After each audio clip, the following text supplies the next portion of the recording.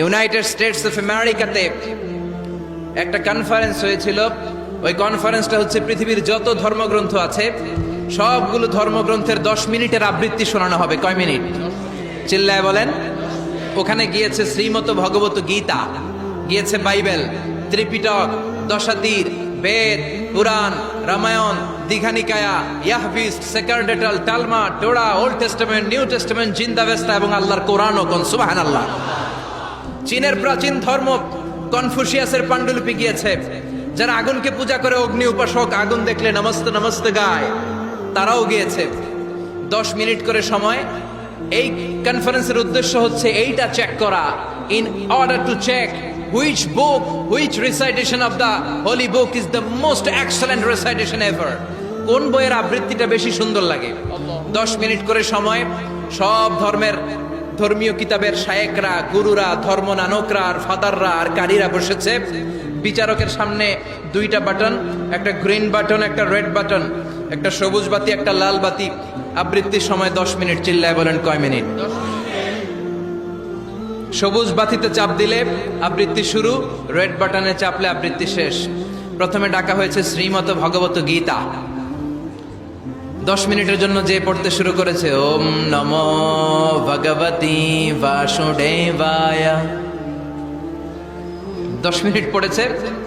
পড়ার পরে বিচারক রেড বাটনে প্রেস করেছে, সময় শেষ, নেমে গিয়েছে।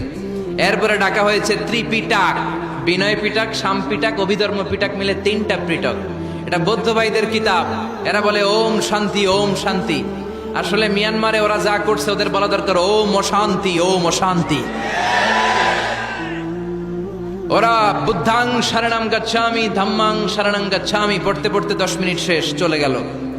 এরপরে ডাকা হলো দশাতীর, দশাতীরের ওরাও পড়লো। এরপরে ডাকা হলো গ্রন্থ সাহেব, পড়লো।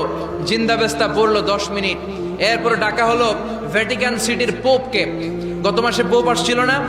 এই পোপের আগের পোপ, তাকে ডাকা হলো to recite the Holi Bible for 10 minutes. 10 মিনিটের জন্য বাইবেল পড়তে আসেন। উনি এসে ওনাদের বাইবেল পড়ে গেল 10 মিনিটের জন্য। ওনার বাড়ি হচ্ছে ভ্যাটিকান সিটিতে, ইটালির রোমের মাঝখানে স্বায়ত্তশাসিত একটা আলাদা দেশ আছে।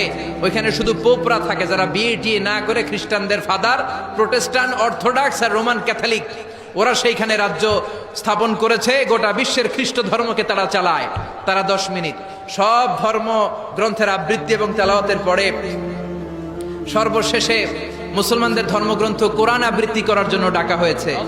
এসেছে মিশরের কারি Abdul Basit ibn Abdus Samad. যারা ওনার তেলাওয়াত শুনেছেন দেখবেন উনি তেলাওয়াত করে আবার সময় নেয়, আধা মিনিট শ্বাস নেয়, আবার লম্বা দম নিয়ে তাল লয় নিয়ে টান দেয়, আবার পিছন থেকে টান দেয়। তাকে ডাকা হলো now the representative of Muslim community Abdul Basit ibn Abdus Samad will now recite the holy book Quran for 10 minutes. মিশর থেকে আসা মুসলিম জাতির প্রতিনিধি তাদের ধর্মগ্রন্থ কোরআন নিয়ে এবার 10 মিনিট তেলাওয়াত করবে। কয় মিনিট? উনি দাড়ি রাখেন না, ক্লিন শেভ, পাতলা একটা চাদর আর জুব্বা পরে চলে এসেছে মাইকের সামনে। এসে আউযু বিল্লাহি মিনাশ শাইতানির রাজীম বলে টান দিয়েছে। সময় কয় মিনিট? উনি সূরা ফাতিহা পড়তে সময় নিয়ে নিছে 13 মিনিট। শ্রীমত ভগবত গীতাওয়ালারা হাততালি দেয়, সময় শেষ, কোরআন গেছে। কিন্তু কি আজীব তামাশা, বিচারক তো লাল বাতি চাপে না। বিচারককে লাল বাতি চাপার বিষয়টা ভুলিয়ে দিয়েছে কে? কেউ যেটা পারে না সেটা পারে কে? আব্দুল বাসিত কয় এই তো সুযোগ পাইছি আমি। বিচারক যেহেতু লাল বাতি চাপে না, আমি আরেকটা সূরা ধরি। উনি কোরআনের সবচেয়ে সুন্দর সূরা, সূরা আর রহমান তেলাওয়াত শুরু করলেন। উনি উনার গলায় আল্লাহ যত সুর দিয়েছিলেন সব সুর, দরদ, আদর ঢেলে দিয়ে সুরের ঝংকার তুলে পুরো কনফারেন্সকে মাতিয়ে দিলেন। 15 মিনিট হয়ে যায়, বিচারক লাল বাতি চাপে না। 20 মিনিট, 25 মিনিট, 30 মিনিট হয়ে যায়, লাল বাতি চাপে না। এদিকে অর্গানাইজিং কমিটির প্রধান চেয়ার থেকে উঠে এসে বিচারকের গায়ে ধাক্কা দিয়ে বলে, এই man, what's the hell are you doing here? What's wrong with you? Why aren't you pressing the red button? লাল বাতি চাপোস না কেন? ওরে ধাক্কা দেওয়ার পরে বিচারক ভূত দেখার মতো চমকে উঠছে। কি? হ্যাঁ, লাল বাতি।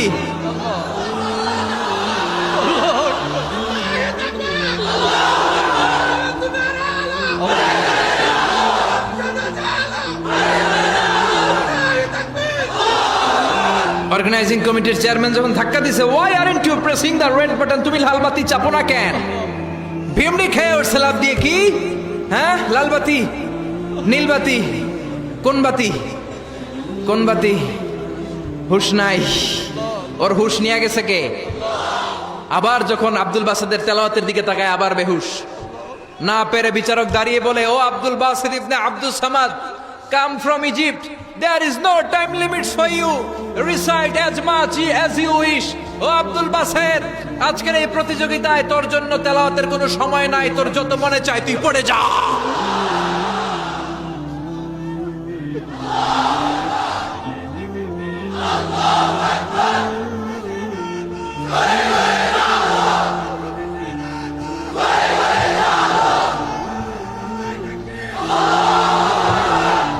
চল্লিশ মিনিট সময় ধরে গোটা মুসলিম বিশ্বের অহংকার, মিশরের সবচেয়ে বড় কারি আব্দুল বাসিদ ইবনে আব্দুল সামাদ গলার সব দরদার সুর উজাড় করে কনফারেন্স রুমে সূরা আর রহমান তেলাওয়াত করলেন। কনফারেন্স শেষ হলো, ওই বিচারকের বিরুদ্ধে মামলা হলো তিনটা। কয়টা? যেহেতু আন্তর্জাতিক কম্পিটিশন, আন্তর্জাতিক আদালতে মামলা, সুইজারল্যান্ডের দি হেগে মামলা। হ্যান্ডকাফ পরিয়ে বিচারককে নেওয়া হয়েছে। মাননীয় আদালত বলে, why made you partiality between the books? You have given to Bible 10 minutes. You have given to Srimata Bhagavata Gita 10 minutes. You have given to Tripitaka 10 minutes. Why have you given extra 30 minutes for Quran? সব ধর্মগ্রন্থরে 10 minute দেওয়ার কথা, বাইবেলরে দিলি 10, শ্রীমত ভগবত গীতারে দিলি 10, ত্রিপিটকরে 10, কোরআনরে অতিরিক্ত 30 minute, মানে আগের 10 আর 30 মিলে 40 minute দিলি কেন? বিচারক বলে, অনারেবল জাজ, I have a humble question to you. মাননীয় আদালত, আমার একটা বিনয়ের প্রশ্ন আছে। আদালত তো টাসকি খেয়ে গেছে, কিরে আমার এবার প্রশ্ন করে কেন? বিচারক বলে, আমার প্রশ্ন হচ্ছে, বিচারক তো আমি নিজে হই নাই, জাজ তো আমারে আপনারাই বানাইছেন। আমি তো ওদেরকে 10 মিনিট দিছি, ঠিক কিনা? আমি তো বাইবেলের 10 মিনিট দিয়েছি। এর কারণ, যখন বাইবেল পড়তে এসেছে আমার হুশ আছে, আমার সময়ের জ্ঞান আছে, আমি সময়ের টাইম ধরে বসে আছি, আমার হিতাহিত জ্ঞান আছে, আমার নার্ভাস সিস্টেম ওকে। 10 মিনিট শেষ, আমি রেড বাটনে চেপেছি, উনি নেমে গিয়েছে, বাইবেলকে ডেকেছি, বাইবেল শেষ, শ্রীমত ভগবত গীতাকে ডেকেছি, গীতা শেষ, ত্রিপিটককে ডেকেছি। কিন্তু এই মিশরের কারি আব্দুল বাসেদ জুব্বা একটা পরে কোরআনটা হাতে নিয়ে মাইকের সামনে এসে কি যে বলে একটা টান দিল, ওই টান দেওয়ার সাথে সাথে আর আমার হুঁশ নাই।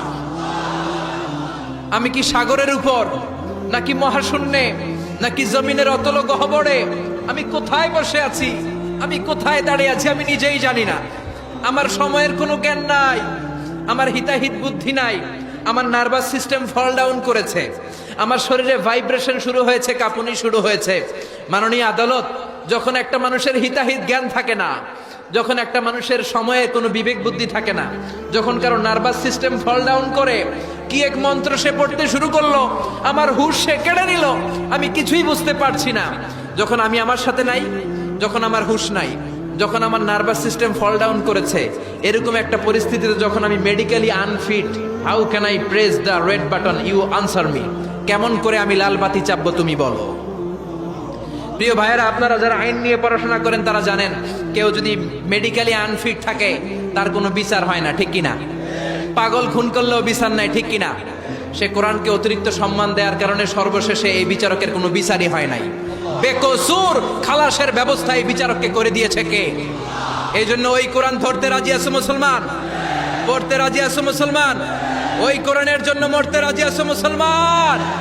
অনেক আলোচনা হয়েছে, 3টা কর্মসূচি নিয়ে বিদায় নিতে চাই। কর্মসূচি নাম্বার 1, কোরআন তেলাওয়াত করতে জানতে হবে, রাজি আছেন? যারা জানি না তারা শিখবো। 2 নম্বর কর্মসূচি, মাতৃভাষায় প্রতিদিন কোরআন পড়বো। কোরআনের বঙ্গানুবাদ পাওয়া যায় মোবাইলে, অ্যান্ড্রয়েড সেটে কোরআনের ট্রান্সলেশন পাওয়া যায়, বঙ্গানুবাদ। প্রতিদিন একটা আয়াত হলেও আমরা কোরআনের অর্থ পড়বো। 3 নাম্বার, বাঁচি আর মরি কোরআনের পক্ষে থাকবো, চিল্লা এখন ঠিক কিনা? এই কোরআন আমাদের প্রাণ, এই কোরআন আমাদের জান। এই বাংলার জমিনে কোরআনের আইন চালু হোক, আমরা চাই কি চাই না? যারা কোরআনের বিরুদ্ধে কথা বলবে ওদের সাথে আমাদের কোনো সম্পর্ক। আল কোরআনের বিরুদ্ধে একটা আইনও বানালে ওই আইন আমরা মানবো না, চিল্লায় বলেন ঠিক কিনা? আমরা এই কোরআনকে বুকে ধারণ করতে চাই, রাজি আছো মুসলমান? হাত তুলে আল্লাহর দেখা।